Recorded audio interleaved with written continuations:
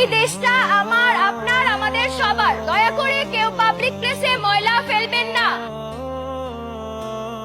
এখানে সব জায়গায় ডাস্টবিন আছে, দয়া করে সবাই ডাস্টবিনে ময়লা ফেলবেন। এই, আপনি ওখানে ময়লা ফেললেন কেন? কি? ওটাতে নাম্বার আছে, রাতে যাতে আপনাকে কল দিতে পারি।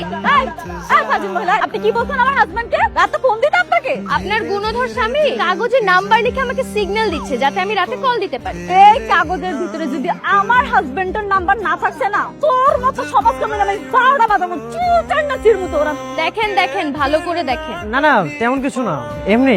চলো এখান থেকে। এই মিয়া, চলো মানে আমার নাম্বারটা তোলেন তো।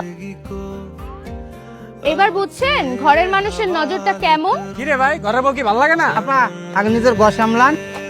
ম্যাডাম, ঘরের বউ যতই সুন্দর হোক না কেন, পুরুষ মানুষদের নজর সবসময় বাইরেই থাকে। চলো তো এখান থেকে, কি উল্টা পাল্টা বলতে